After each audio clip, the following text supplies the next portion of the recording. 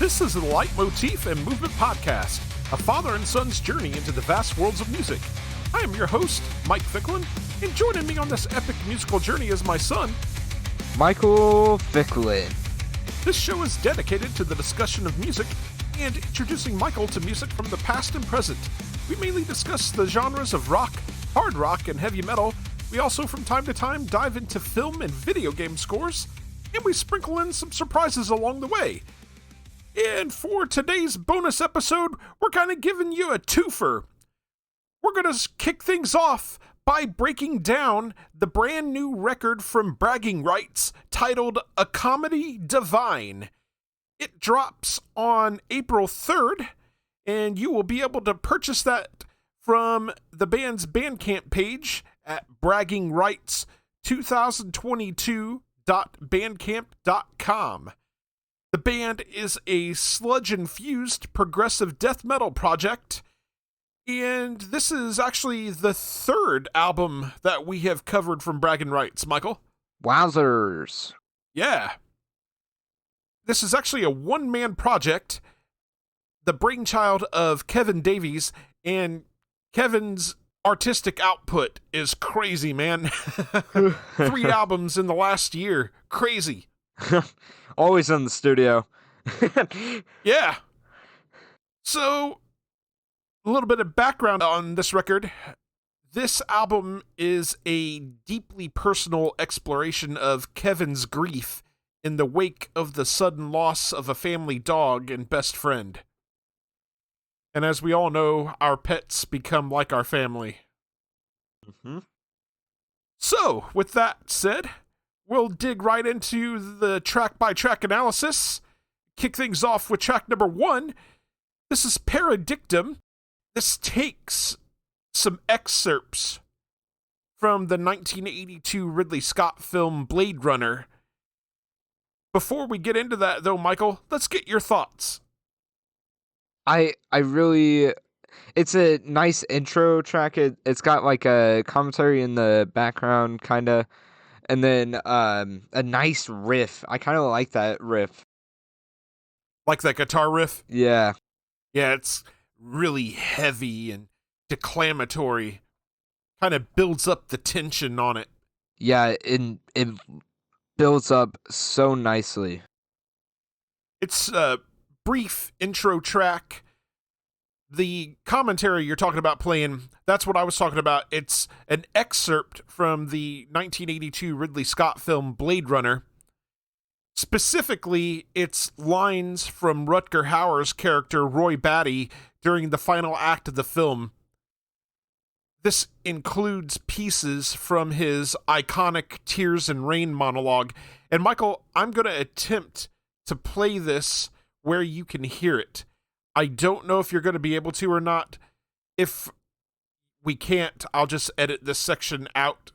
Mm-hmm. But I am going to attempt to play this so you can hear it. So, having watched that, did it give you some needed context to what was going on in the intro track? I didn't fully understand what was going on. You have to see the full movie, but that's where the dialogue in this intro track comes from. Michael, do you have anything else on Paradictum? I do not. Okay. So we'll move on to track number 2. This is Castaway. Michael, what you got on this? I love that nice riff. And Kevin's vocals are kind of out in the distance. You hear the riff and drum work more throughout this whole entire song, but that riff is amazing. Like that riff, huh? Yeah.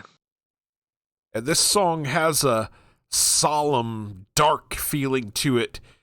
Kevin screams out the anguished lyrics over a guitar riff that I can only describe as what sounds like tears or rain falling. The riff is sludgy and dissonant. With about 36 seconds left, the song switches from the sludgier sounds into a much heavier death metal section. We get some machine gun kick drums in this section. It's an intense way to close the song. Michael, what else you got on Castaway? I gotta agree, it is an intense way to close out the song.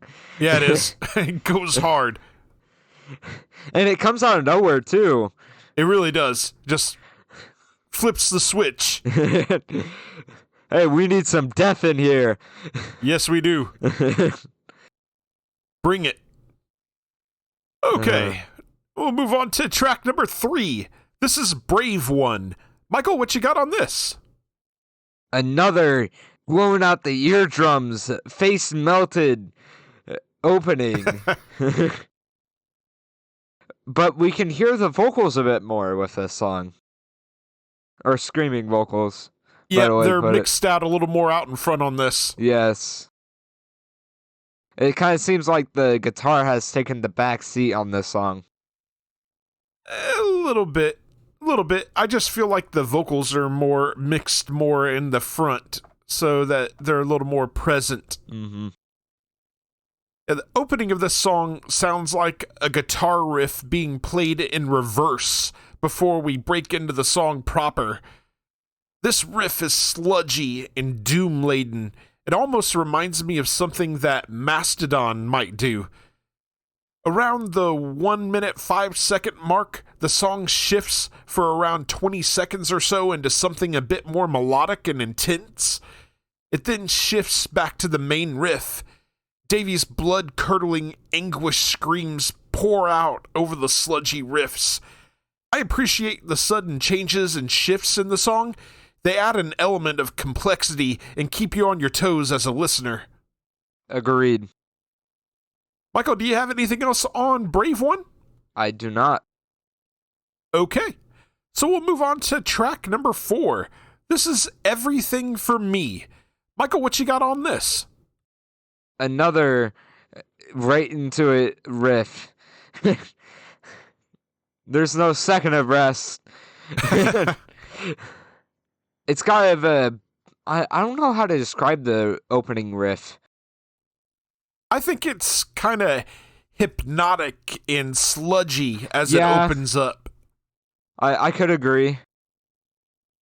But I really like that. I like that change up. Yeah, it's interesting. Switches things up a little bit. And we're back into the screaming vocals. I was going to say, if you're looking for clean melodic vocals, you're not going to find that. Yep. This is all straight up death metal screaming. After that hypnotic, sludgy opening to the song, things open up a bit when we get into the chorus. In this section, we switch from this intense, dark wall of sound to something less dense. The drums go to the double kick, but the guitar work is more economical and melodic. This chorus section is some of my favorite musical moments on the record. It's fitting given the emotional and sad circumstances surrounding the creation of this record. Yeah. Michael, anything else on Everything for Me? Nope. Okay. So we'll move on to track number 5. This is See You In.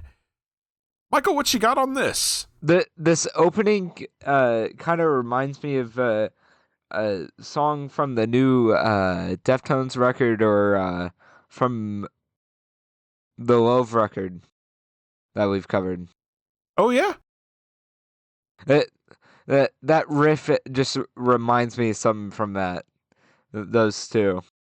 Any particular songs? I don't think I can name a song right off the top of my head because I haven't listened to those albums in probably a couple of months. So, I mean, I did re-listen to the Love record here recently. Yeah. But, I mean, just in general, the sound of those records, this song reminds you of the sound on those records? Okay.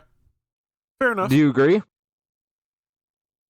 Actually, for me, I think this song kind of opens up with a really melodic and bluesy guitar riff. evokes feelings of the riff to Temple of the Dog's Say Hello to Heaven to me. There's no big, clean vocal performance a la Chris Cornell for this, though. Davies instead opts for a pained and sorrowful screaming approach. Around the halfway point, there's a musical shift that introduces a heavier sounding guitar riff that is joined at intervals by the double kick drums. The song closes out on a solemn note as we get an emotional and perhaps reflective moment. Michael, have you ever heard Say Hello to Heaven by Temple of the Dog? I'm going to play it in my ear real fast and see if I recognize it. If you've never heard it before, you're in for a treat. Temple of the Dog is on the way for to listen to. It is. I have not. You're in for a treat, my friend. When we get to that record, I think you're going to enjoy it. Michael, do you have anything else on CUN? I do not. Okay. So we'll move on to track number 6. This is In the Mirror Dwell. Michael, what you got on this? We got a break for a second. And then we get into nice, like, electric guitar riff. I really like that riff. And then Kevin's vocals are more in the back now.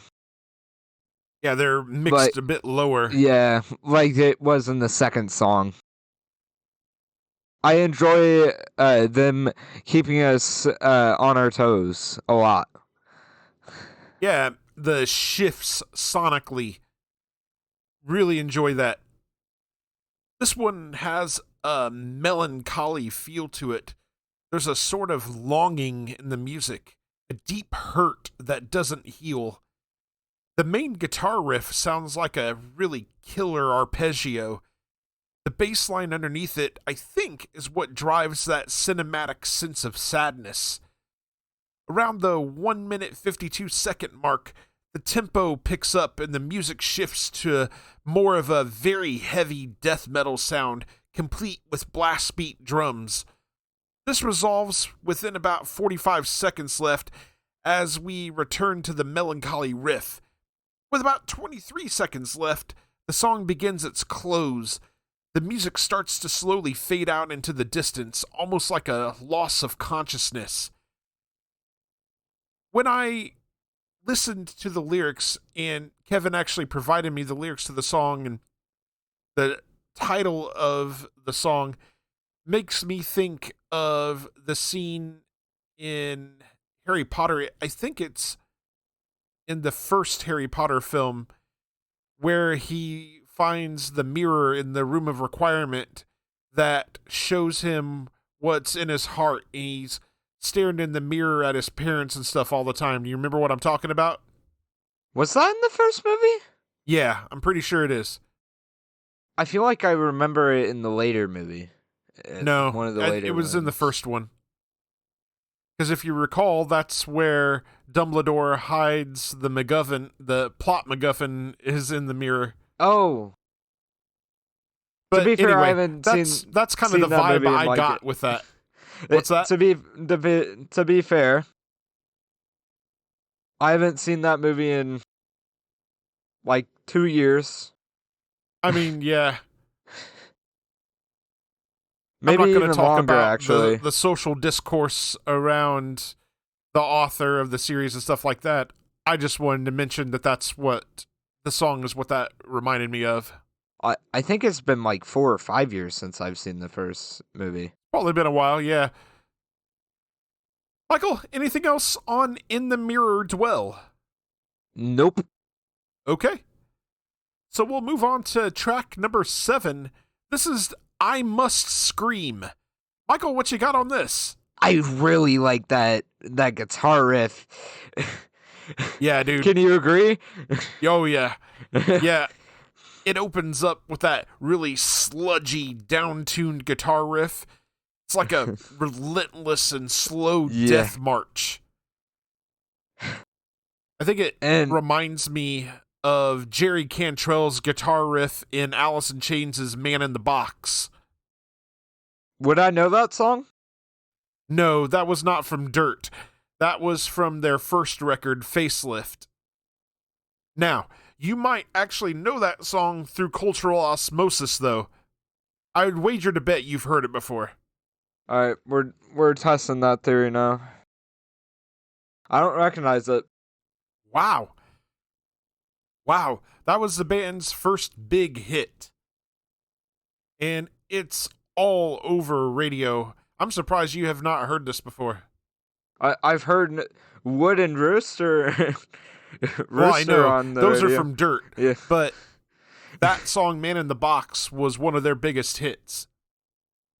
But do you see what I'm talking about? Or can you hear what I'm talking about as far as the riff being reminiscent? Yes. Yeah. But I really like Kevin's vocals. I think he does well. Yes, he does. Davies does add some little flourishes that keeps the song from being a little too overly repetitive. And as you might be able to infer from the song title, Davies unleashes some blood-curdling screams all throughout the song. Around the 2-minute mark, we get into a section that feels like it was meant to get folks in the pit and heads banging. I will say that I'm not a huge fan of this song. It's okay. It's just a bit too slow and a little monotonous. I don't know. It's not my favorite song on the record. Fair. I could agree. Michael, you got anything else on I Must Scream? Nope. Okay. So we'll move on to track number 8. This is An End to Mercy. What you got on this? I really like that opening. We got that nice sludgy, like, I don't know how to describe it. It's just nice. I really like the drum work. I haven't said enough about the drum work, but I really like it on this song a lot. Like the tempo on the drums? Yeah. Yeah. And, of course, we got the amazing vocalist providing us with the screams of death. Yeah, this song opens up with another sludgy, dark, doom-laden riff. On the second way through the riff, the drums pick up a bit in tempo. Then we break into a new section as Davies' anguished screams come in. This section lasts the first verse before we return to the opening guitar riff. There's a very bleak and unsettling tone overall to the song, which is befitting of its title. Michael, anything else on An End to Mercy? I do not. Okay. So we'll move on to track number 9. This is Wish You Well. What you got on this? This is a nice hooky riff. Yeah, Gets it you is. into it immediately. It really is. This, for me, is the start of a killer run through the end of the record. But amazing opening, lead-in, amazing. And it seems like the drums have kind of taken the back burner on this song. Maybe a little bit.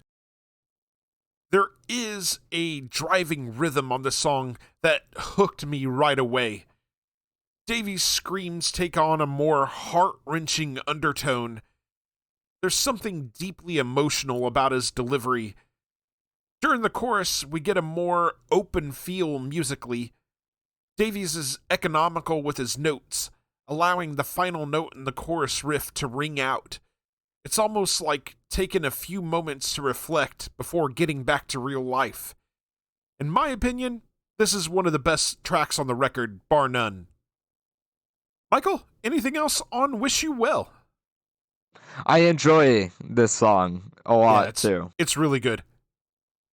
All right, Michael, moving on to track number 10. This is Burden. What you got on this? Crazy switch up. All out on your ears. All out Right? on the face. Right? No more eardrums may remain. Comes in all guns blazing. uh, there shall not be a face remaining. Only skeletons. Burning you down. I really that riff, just everything just adds on to that, just the attacking feeling. It's right at you. Goes hard. Yes. Yeah, it's up-tempo, hard as hell. Around the 1 minute 20-second mark, the song takes an interesting turn. Things slow down a bit for a moment before getting into a section that sort of reminds me a bit of Tool. This section gives way to machine gun drums and a much darker, heavy guitar riff as the song comes to a close. This is another killer track on the record. Yeah, Another one of I my couldn't. favorites. I do agree. It kind of does also remind me of Tool. Yeah, just the one particular section, but yes. Yeah. Michael, anything else on Burden?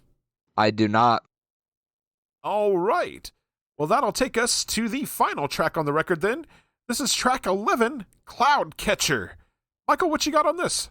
Welcome to the ballad. Yep, if there was such a thing as a ballad on this record, I think this definitely qualifies. Yeah, the riff alone just can qualify it. Totally. It's so emotional. You can feel like everything coming out through that guitar.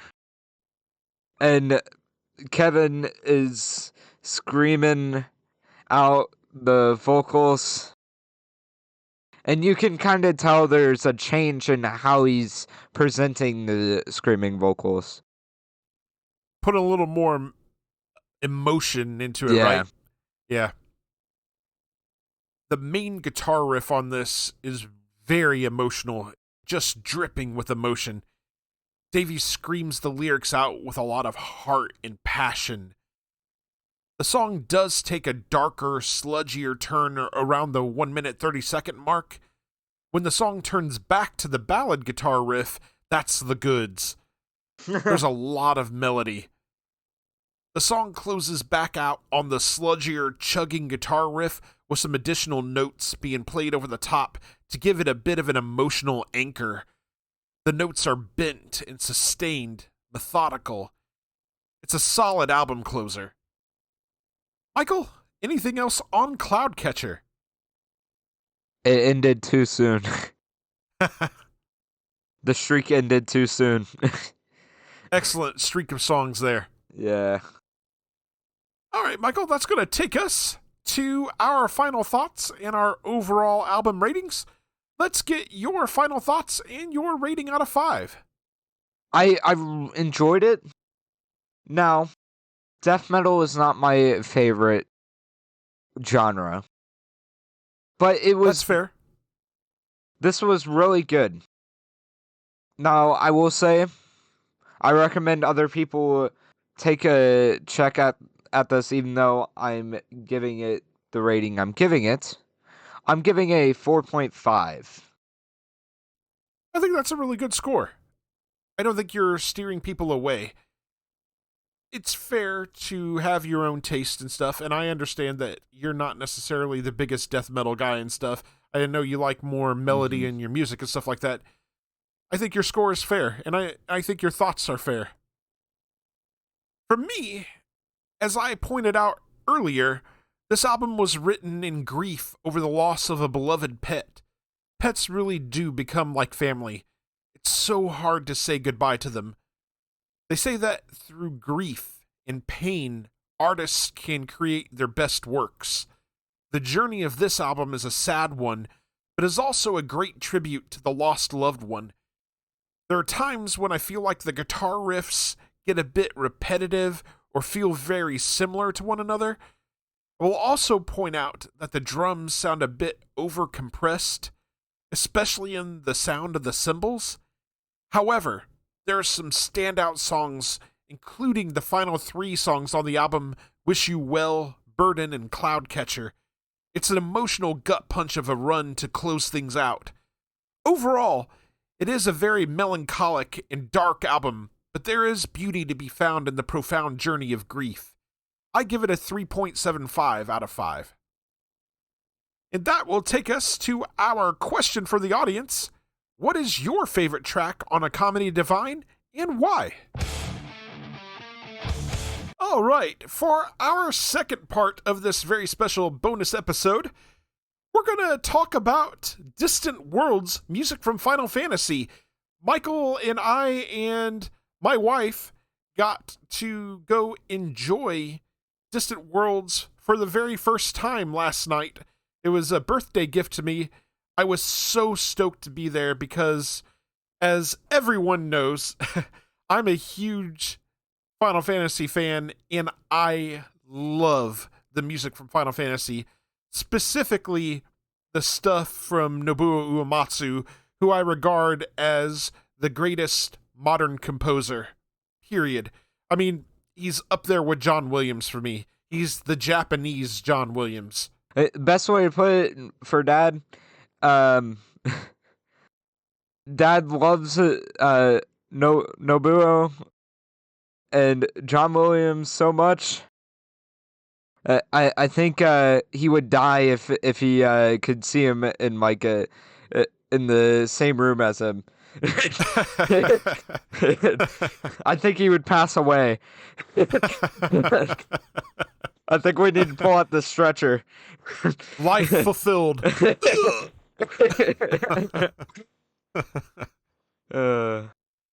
So, my wife, Michael's mom, doesn't particularly enjoy video games. However, she enjoys watching me play the Final Fantasy games. She thinks the artwork is beautiful. She does like some of the music and stuff, but she's not a video gamer. She was telling Michael last night while we were at the show that she hates it when I'm level grinding because she just wants to see the story beats. Fair. I was telling her that there's, YouTube videos out there with like, they just pull all of the cutscenes and make it into a big movie. Like, I think there's like a 10-hour video of Final Fantasy 12 out there. I don't want to know. You can go look that up and watch that. I don't want to know how long the Final Fantasy 14 stuff is. They have 5 DLCs. Yeah. Yep.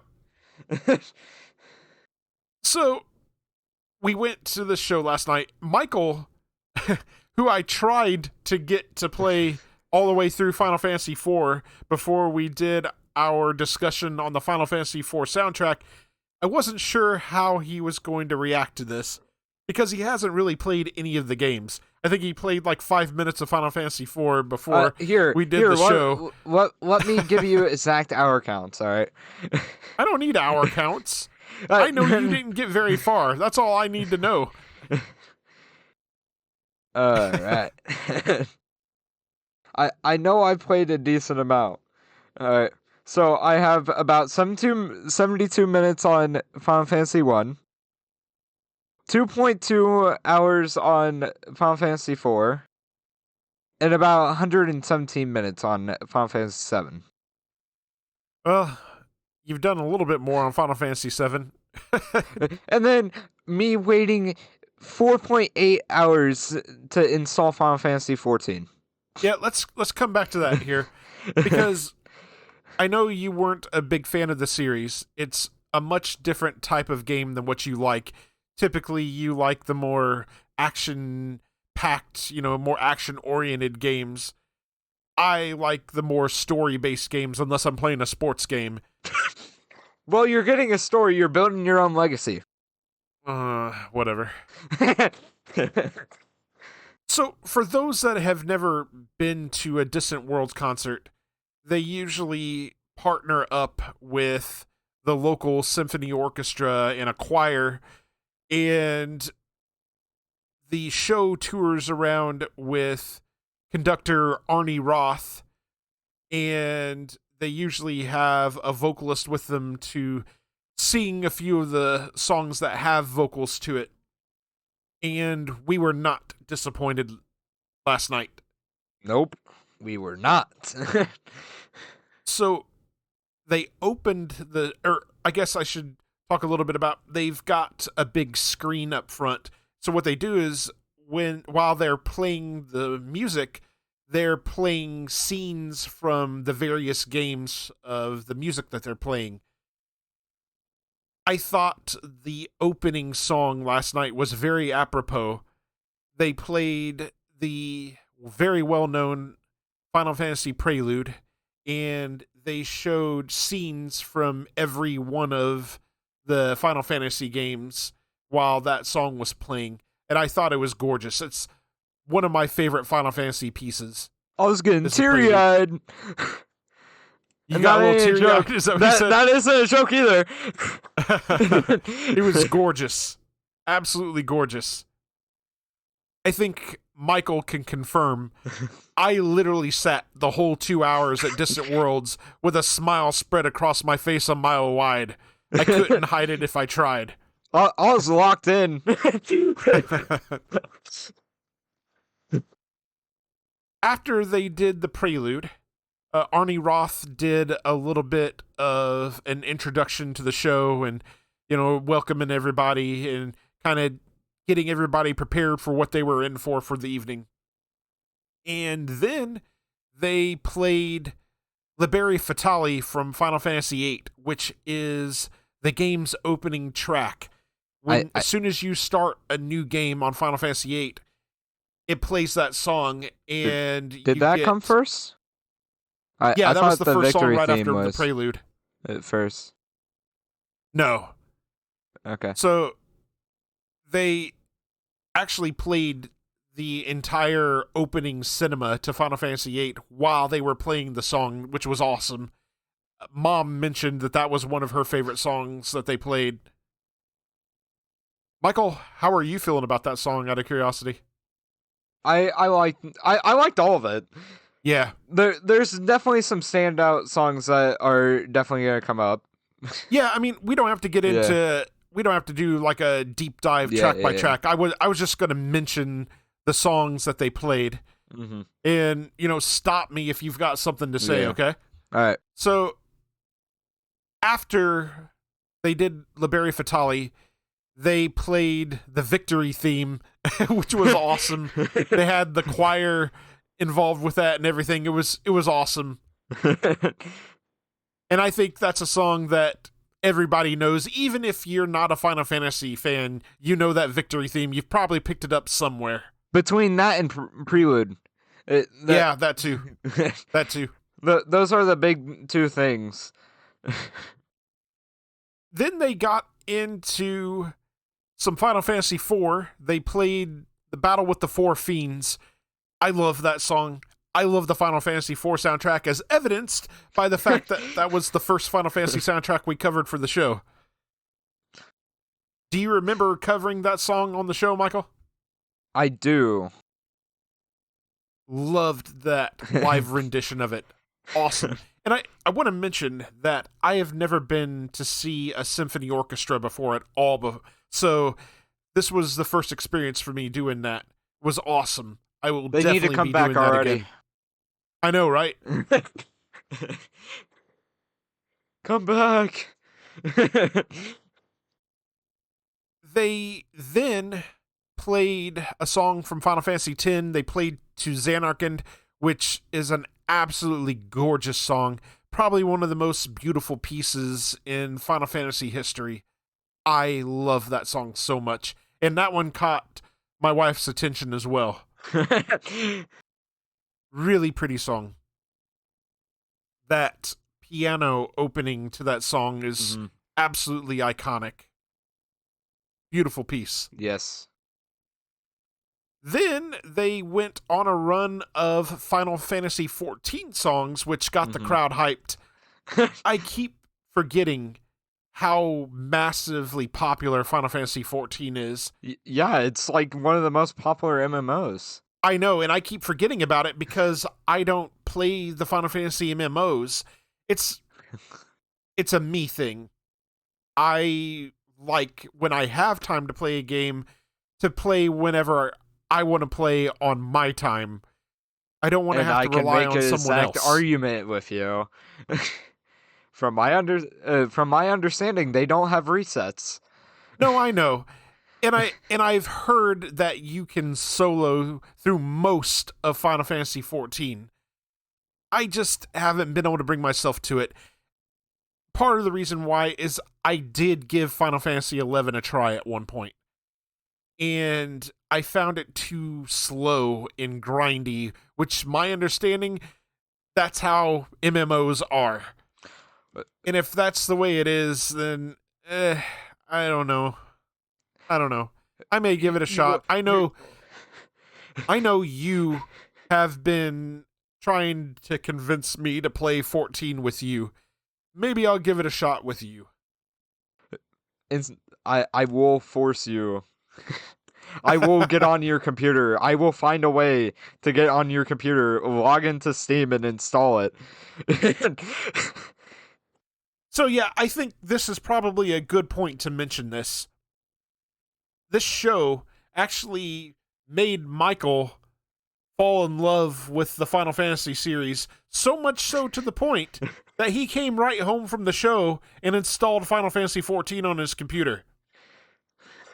It may have taken forever, but that was partly because my computer kept on trying to go into sleep mode. and for some reason the launcher for Final Fantasy 14 did not like that. And it kept on crashing. So I didn't get it installed until the day that we are recording this show. It is what it is. At least it got installed, right? Yeah. I dislike that it has its own launcher. Could be worse. So, the songs that they played from Final Fantasy 14, they played Songs of Salt and Suffering. That one got a huge round of applause. I like that one. They played Tomorrow and Tomorrow. Also like that one. They played Flow, and they played The Final Day.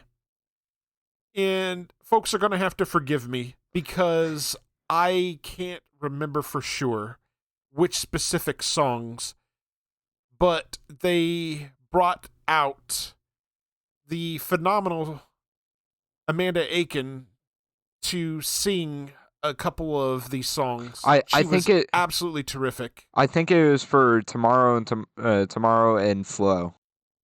Okay, so Tomorrow and Flow were the songs you think? Yes. Because I don't think she stayed out for the final day. And the more I think about the final day, I don't think it was meant for vocals. She was absolutely terrific. So much so that my wife fell in love with her. She's got a gorgeous voice. My wife fell in love with her. We had stood in the merch line before the show started, and I was going because I wanted to get a bunch of soundtrack albums because I've never owned any of the Final Fantasy soundtrack albums in physical form. And I had asked her if she wanted anything like a t-shirt or anything, and she didn't want anything until she saw the show. And Amanda Aiken has a EP out that they were selling at the show, and so we got in line after the show and purchased that EP for my wife. And yeah, absolutely gorgeous. What did you think of her, Michael? Amazing vocalist. I thought the choir that they had on the show was phenomenal also. They were on their game. Everybody was. I was going to say, yeah, the symphony orchestra was phenomenal. I mean, they were all peak last night. Hey, he's using relevant terms. They closed out the first part of the show with a Chocobo medley, which was a lot of fun. It was a lot of fun. It got the crowd chuckling and oohing and awing and stuff, especially at the beginning when they were showing the newborn Chocobos. Definitely it had the crowd into it. Big switch up. Yep. Especially going from that really heavy, the final day from Final Fantasy XIV into that Chocobo medley. So after Chocobo medley, they took a little bit of a break, a little intermission, probably lasted about 10 minutes or so. Mm-hmm. And then they got into the second part of the show, opened that up with a bit of a battle medley where they played Final Fantasy V's Battle on the Big Bridge, which I was in hog heaven over because that is one of my all-time favorite Nobuo Uematsu pieces. It is such a fun song. If there was ever a prog rock song in Final Fantasy, Battle on the Big Bridge is it. Then they mixed in Let the Battles Begin from Final Fantasy VII and Fight with Seymour from Final Fantasy X. Absolutely fantastic. A lot of fun, that.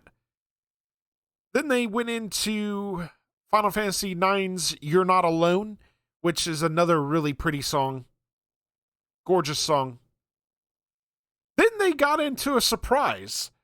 They played Final Fantasy XIII's Blinded by Light, which I was thrilled with. That's one of my favorite songs on the Final Fantasy XIII soundtrack. It's, if you're not familiar, it's the main battle theme from Final Fantasy XIII. Such a fun song. Then they played, and I'm probably not going to pronounce this right, I believe it's Valse de Fantastica from Final Fantasy XV. Another one of the most recognizable songs. That sounded pretty close. Okay. It's one of the most recognizable songs from the soundtrack. I think almost everybody that knows Final Fantasy XV knows that song. It's a fun, it's kind of like a waltz almost. Michael, I think you mentioned to me that you do that song, right? No, I recognized the game. Okay. I was just calling out games I recognized. Okay. You recognize the bros with their car? I recognize the Western themed and definitely the characters. Because that did come out in on the PS4. Yeah, well, I remember you playing it. It's only that one section of the game where they're in the desert. There's a lot of other scenery to be found in the game. But you got stuck there. Well, that's a part of the story. So then they closed out the second set with a run of Final Fantasy XVI songs. They played Away, Ascension, My Star, which they brought Amanda Aiken back out for to sing on. She was awesome. Mm-hmm. Absolutely gorgeous.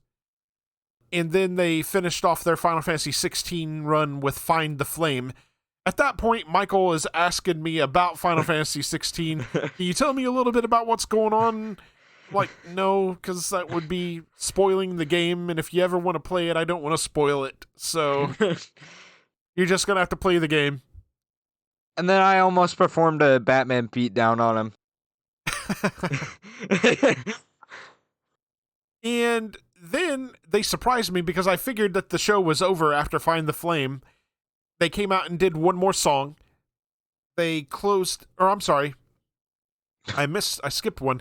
After Find the Flame, they started playing credits up on the screen and were playing the main theme from Final Fantasy, which was awesome. That's another one of those really iconic songs. Form of it, much like the prelude, appears in every Final Fantasy game. It's a really pretty song. Another one of those songs that brings tears to my eyes when I hear it. Really great song.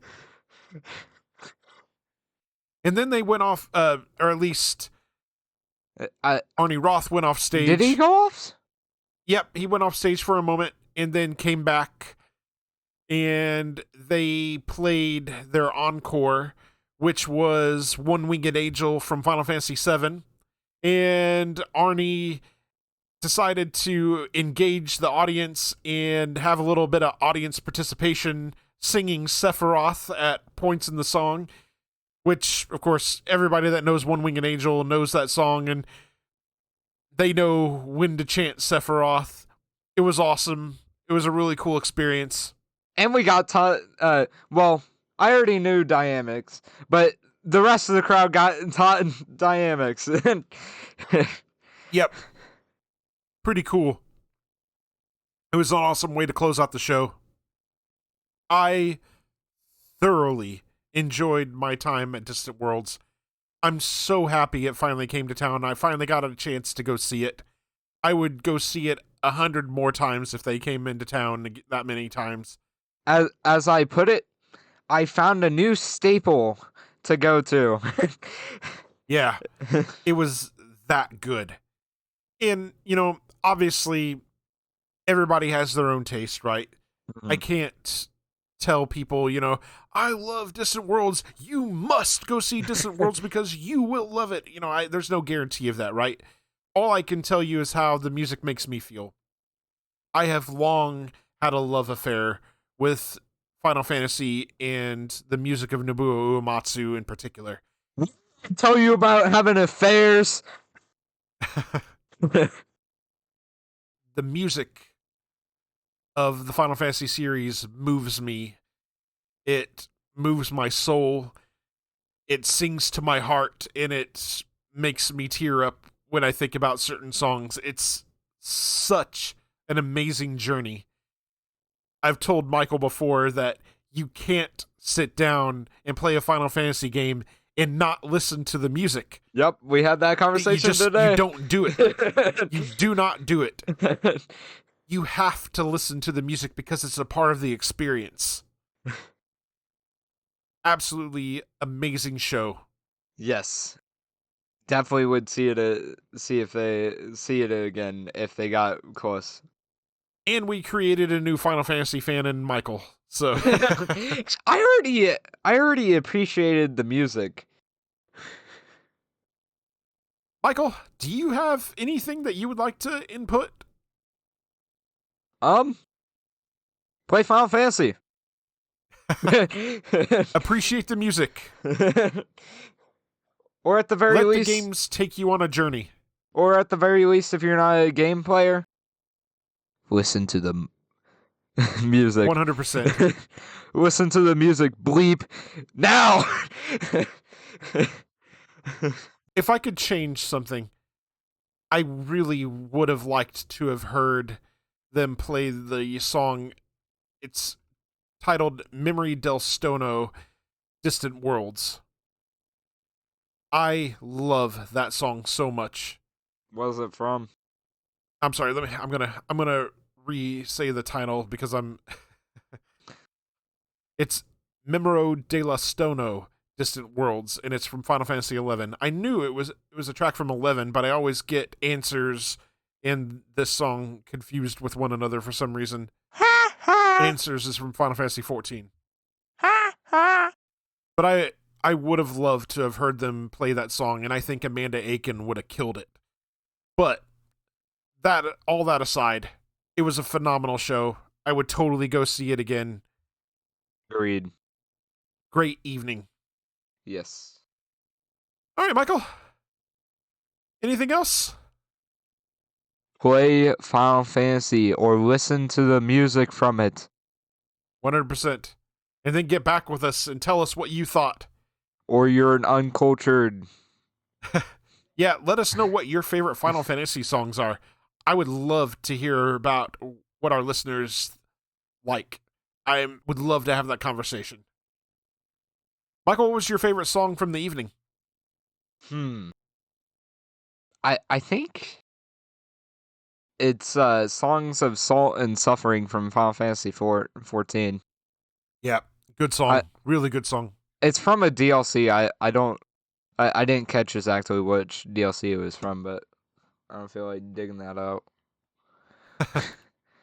I got 5 DLCs and like probably thousands of pieces for Final Fantasy 14. I just loved the whole show. I don't think I could pick a single favorite. Everything they did was outstanding. But I gotta say that ending was amazing. With One Winged Angel? Yeah. Good way to end it. 100%. From perhaps the biggest Final Fantasy game ever, Final Fantasy VII. All right, Michael. Well, I think this is a good place to wrap things up.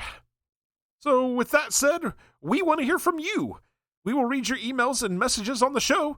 We have only one request. Keep them clean. There are several ways to contact us. You can email us at lightmovepod@gmail.com. You can also reach us on several social media platforms, such as Facebook, Blue Sky, Instagram, and Threads. Details on how to connect with us are in the show notes. We are part of the SPDM Crew Podcast Network. Check out all of the podcasts on the network by visiting spdmcrew.com. If you like the show, subscribe to us on your favorite podcasting platform and share with your friends and family. We're available on Spotify, Apple Podcasts, iHeartRadio, and a variety of other platforms. We're also on YouTube. Can't find us on your chosen platform? Shoot us a message and let us know. Leave us a 5-star review on Apple Podcasts. This helps us be found in the algorithm. Make them good and we'll read them on the air. Are you in a band and you'd like for us to check you out and possibly drop a recommendation on the show? Shoot us a message. We'd love to check you out and give you a shout. We'd like to thank you very much for listening to the Leitmotif and Movement Podcast. Take care and enjoy music.